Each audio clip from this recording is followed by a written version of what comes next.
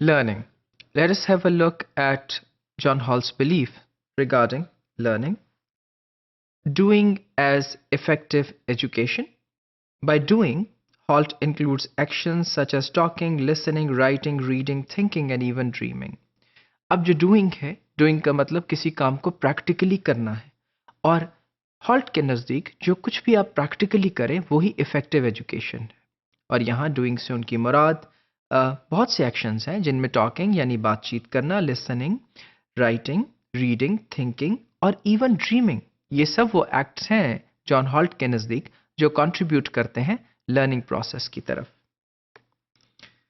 And then Holt describes doing as a way of making education more effective, as education's ineffectiveness was a dilemma of his time and it is still today.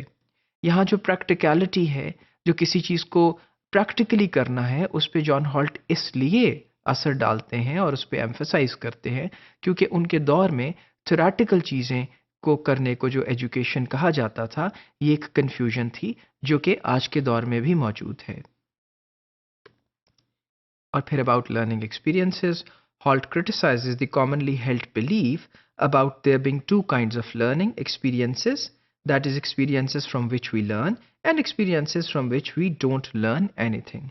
और यहाँ John halt का एक argument ये था कि ये जो learning को हम दो तरह की चीज़ों में तकसीम करते हैं और दो तरह के एक्सपीरियंसेस में तकसीम कर देते हैं कि एक तो उस तरह के एक्सपीरियंसेस हैं जिनसे हम लर्न करते हैं और कुछ सीखते हैं, और दूसरी तरफ ये भी कहा जाता है कि बहुत से ऐसे एक्सपीरियंसेस हैं जिनसे हम नहीं सीखते। जॉन हॉल्ट का ये बिलीव था कि there is no experience from which we don't learn. ऐसा कोई भी एक्सपीरियंस नहीं, ऐसी कोई भी एक्टिविटी नहीं है जिससे हम कुछ सीखते नहीं हैं। We learn everything that something from everything. कोई भी ऐसी चीज़ हम किसी भी बहुत सी चीज़ों में से सीखते हैं।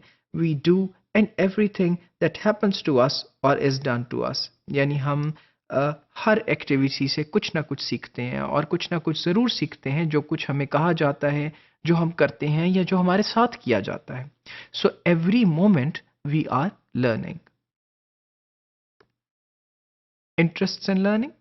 Holt believed that we are unlikely to learn anything good from experiences which do not seem to us closely connected with what is interesting and important in the rest of our lives.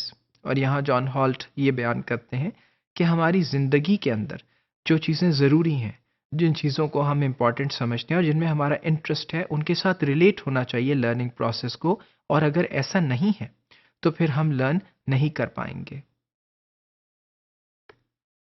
Curiosity. अब curiosity के बारे में halt ये भी कहते हैं कि curiosity is never idol, यानी क्यूरियोसिटी कभी भी बेमकसद नहीं हो सकती, बल्कि it grows out of real concerns and real needs. और क्यूरियोसिटी जो है किसी चीज़ को जानने की कोशिश करने की जो हमारे अंदर जबिल्लत है, जो हमारे अंदर एक फीलिंग है, ये फीलिंग बिल्कुल नेचुरल नीड्स और नेचुरल नीड्स टू नो पे बेस्ड है। लर्निंग एनवायरनमेंट के बारे में जॉन हॉल्ट का ये ख्याल था कि वो ये ऐसा सजेस्ट करते थे कि एक एनवायरनमेंट ऐसा होना चाहिए जिधर बच्चों को पढ़ाया ना जाए बल्कि फैसिलिटेट किया जाए। So providing them with the opportunities to experience with new things so that learning can happen in a practical way. And then there should be no rules, no mandatory attendance and no structure, just inhabited learning. और कोई structure नहीं होना चाहिए learning का, वहाँ कुछ भी ऐसा ना हो कि कंपलसरी अटेंडेंस है और कोई प्रेशर है। So it should be completely pressure free environment.